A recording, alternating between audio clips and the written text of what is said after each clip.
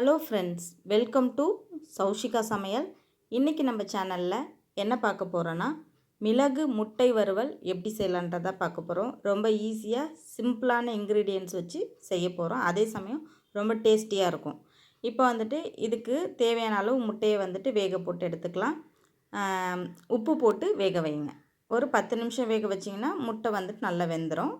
அதுக்கப்புறமா ஒரு வாணலில் தேவையான அளவு எண்ணெய் ஊற்றி கொஞ்சமாக சோம்பு, கொஞ்சோண்டு ஜீரகம், 3 பச்சை மிளகாவை கீறிட்டு சேர்த்துக்கோங்க. சேர்த்து நல்லா ஒரு வாட்டி கலந்து விட்டு ஒரு பெரிய வெங்காயத்தை கட் பண்ணி சேர்த்து ஒரு வாட்டி கலந்து விட்டுக்கோங்க. கலந்து விட்டுட்டு தேவையான அளவு உப்பு, ஒரு கொத்து கருவேப்பிலை, இதை எல்லாத்தையும் சேர்த்து ஒரு வாட்டி கலந்து விட்டுக்கலாம்.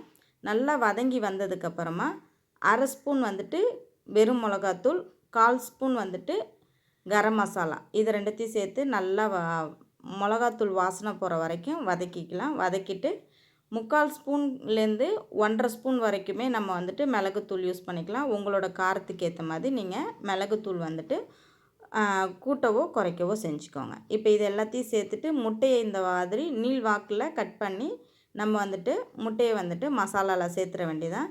2 மினிட்ஸ் வந்துட்டு நான் போடுற மாதிரி கவுத்து விட்டு போட்டு முட்டையை வந்து 2லேருந்து ஒரு 3 நிமிஷம் வந்துட்டு வேக விடுங்க.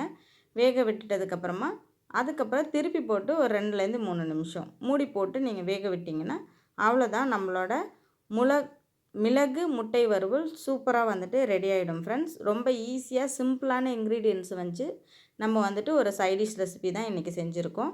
இதை கண்டிப்பாக வந்துட்டு நீங்கள் உங்கள் வீட்லேயும் ட்ரை பண்ணி பாருங்கள். வெரைட்டி ரைஸ்க்கெலாம் இது வந்து ரொம்ப ஒரு சூப்பரான வந்துட்டு சூப்பரான டிஷ்ஷு.